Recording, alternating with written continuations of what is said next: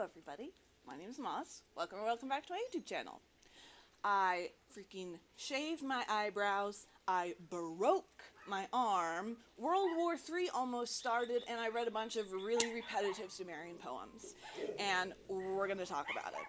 So, ancient Sumer. Sumer lasted from these dates to these dates, and I'm not into Sumer. I'll admit it, I'm not into Sumer. Sumer bums me out. I am only interested in this history, in Mesopotamian history, after Akkad.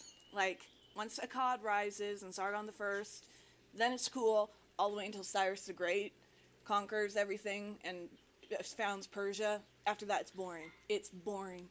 Alexander the Great, boring. But if we're talking Assyria, if we're talking Babylon, oh boy, it's the best. I'm gonna go over like 3 different legends from these peoples. And I would like to point out that this is not a comprehensive overview. This is just kind of for fun. So Sumer was like the first civilization in this area. And I'm not into Sumer, but Sumer is where these gods kind of started, if not earlier. So we're going to be discussing some gods from this region that were honored by the Babylonians, the Assyrians, everyone in Mesopotamia for thousands of years. This ruled for a very long time. So even though these legends started in Sumer, a lot of them, they lived long. They lived for a long time afterwards. So they believed in nature, like the natural cycles of things, like the sun rising and setting, that's a god. The trees growing, that's a god. The city itself, that's a god. You know how we've got superheroes that have like have cities have patron superheroes, like New York has Spider-Man, Gotham has Batman, Metropolis has Metro Man. Like a village would have its own god, and if that village grew into a city, that god becomes more powerful. So gods like Ashur and Marduk, they were just normal village gods until their villages became giant cities, and they became some of the greatest gods of the pantheon. So I'm going to go over a couple of stories and introduce you to a couple of gods and their vibes. Okay, so I've picked out vibes for the gods because I can tell you Apsu. I can say the name Apsu. I can say the name Shamash, and you don't know what the vibe is. You don't know who they are. So probably, if you do, yeah. But if you don't know these gods, I'm going to share a vibe so you kind of know what's going on. So we are going to start with the Babylonian creation myth. Now this is not the Mesopotamian creation myth, this is the Babylonian creation myth. Babylon was like a city-state. Babylon was like a giant city. It was like the cultural heartland. It was, I don't know how to describe Babylon. Babylon is awesome though. So this is Babylon's creation myth, and its creation myth explains why their city god is the best god, and why he's the king of the gods, and why he rules, okay? So, first, there was Apsu, okay? Apsu was a primordial nothingness. Now, I'll share with you Apsu's vibe. This is Apsu's vibe.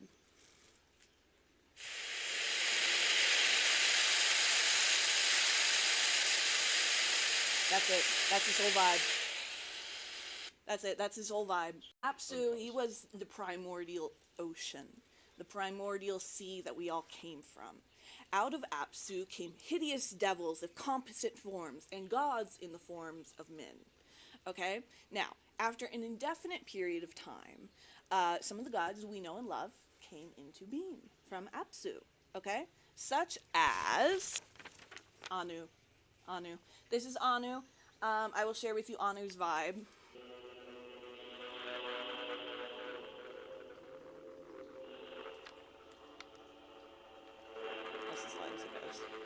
that's Anu's vibe. Anu was the god of the sky and king of heaven, but he wasn't. People didn't really connect with him because he was like so far removed. He was like the father of the gods, and he was ruler of the sky. And like, do you have like a personal connection to the sky? Do you anthropomorphize the sky? They didn't really. We don't really. They didn't really. Sky Daddy Anu was just kind of there. And this was his symbol, an 8-pointed star, which is very cool. There were a couple of other gods that came out of Apsu, or were children of Anu, such as Enki. Enki's vibe is Ice God of Hungary by Glitter Job.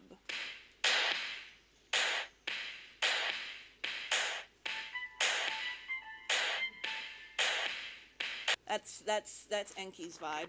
Now, okay, another thing I need to mention is that these guys were worshipped for thousands of years, and so the human culture changed, the human language changed, so their names changed too.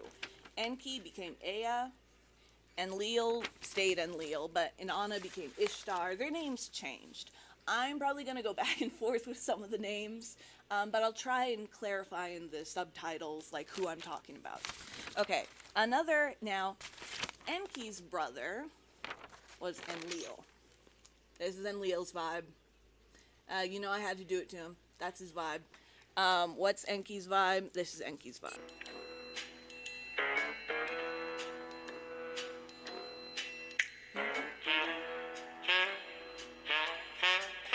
Now, I've got to introduce to you the universe mother, Tiamat, okay? Tiamat was a goddess slash monster of chaos and evil, and she had a tablet of fate. It's a surprise tool that will help us later, okay? And, oh, I forgot to share Tiamat's vibe. Sleep, slay, repeat, slay. That's Tiamat. She's badass, okay? Anyway, Apsu, the primordial chaos guy, he goes to Tiamat and they conspire to destroy the gods. When Ea slash Enki, this guy, learned of it, he goes to fight them and be like, hey guys, you can't, let's not destroy the world, you know? Yeah, so he goes to fight Apsu and Tiamat.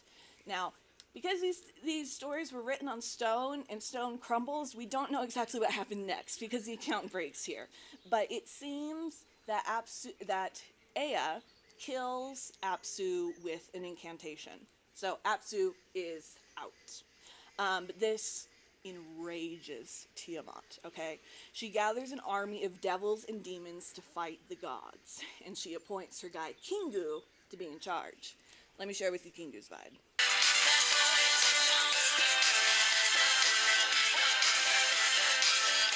That one. That's Kingu. She gets an army of evil spirits. Here are some of the evil spirits listed. The spirit of the viper, the snake, Lakamu, the whirlwind, the ravening dog, the scorpion man, the storm wind, the fishman, the horned beast, and all of these were armed with invincible weapons. Okay? Oh my god, it's a showdown. Okay? And she does a spell over Kingu to make him invincible and gives him her tablet of fate. Okay? Now, when Ea sees all this, he's like, nah. Nah, I'm not dealing with that. I'm not doing that alone. So he goes to Anshar and is like, hey, can you do something about Tiamat? And Anshar goes to Anu, Sky Daddy Anu, and goes, hey, can you do something about Tiamat? And so Anu, he goes to Tiamat and try and talk her down, but when he comes to her, she is so terrifying. And she's like, what, Eldritch horror. She's an Eldritch horror. And he's terrified and he runs away. I know there are dogs barking, but there's not a lot I can do about that. Sorry, folks. So, when Anu, Sky Daddy Anu, like, why, he's afraid of something, that's incredible. So when he sees her, he flees. So, a great council of the gods is called, okay? And they're like, what are we going to do about this? What are we going to do about this? This is a problem. So, Ea's son, his son is named Marduk. Giga-Chad Marduk, okay? Marduk was the patron god of Babylon, okay? So this is Babylon's homeboy, okay? This is Babylon's creation myth. They're explaining why he's the best, okay? So, they go to this great council, and Marduk steps forward, and he's like, I will fight Tiamat. And the rest of the gods are like, sure. Oh yeah, what's the vibe? Marduk's vibe. This is Marduk's vibe. And another cool thing about Marduk that I want to show you, see that little creature in the corner, the dragon creature? So that is Marduk's patron animal. And it's like all over the walls in Babylon. And it's very cool. It's like a snake dragon type thing, and I just think it's awesome. Anyway, so Marduk volunteers to fight Tiamat. So the other gods are like, whatever, sure. So they give him magical powers. They salute him and tell him if he comes back, they'll totally make him king of the gods. Then Marduk armed himself with a bow, a spear, a club, and filled himself with fire, and set the lightning before him. He took in one hand a net wherewith to catch Tiamat. He grouped the four winds of heaven about him to prevent her flight. In the other hand he grasped the thunderbolt, and created by means of it violent tempests and storms to help him. Then he mounted the chariot of the storm, which was drawn by 4 horses, and set out to capture Tiamat. So, when Kingu sees Marduk, and he's all lightning and fire and Giga-Chad, he's like, oh my god. And Kingu and the demon army are made impotent. They can't fight because Marduk's just that rad, you know? Giga-Chad. So Tiamat is like, so the demon army can't fight. So Tiamat is like, fine, I'll fight him myself. So Tiamat and Marduk fight. She tries to curse him, but he catches her in his net. Then the winds, you know, it was talking about the winds, then the winds go down her gullet, making her bloat up, and then he pops her with his spear. Okay? That's the actual story. With Tiamat dead, Marduk tramples the devil monster army, and he takes the tablet of fate from Kingu. Okay? He then crushed Tiamat's head with his club and scattered her blood in the north. Then he used her body to create the sky and the other half of her body to create the sea. Okay, so the next tablet is really broken up. So the story kind of breaks here. But what we can glean is that Marduk sets up the way of things, you know, because he's the king of the gods now, you know. He fixed the stations of the gods, the signs of the zodiac, the moon, the stars, and zodiac girlies. You got Marduk to thank. It's the Babylonians that created the Western zodiac, which is awesome. Okay, so the universe is coming together, but the gods aren't exactly happy. Okay, you want to know why? They have no one to worship them. No one is worshiping them. No one is giving them sacrifices. What is a god to do? You know, it's very sad. So another great divine council is called, and they decide to make humans to worship them and offer sacrifices and stuff.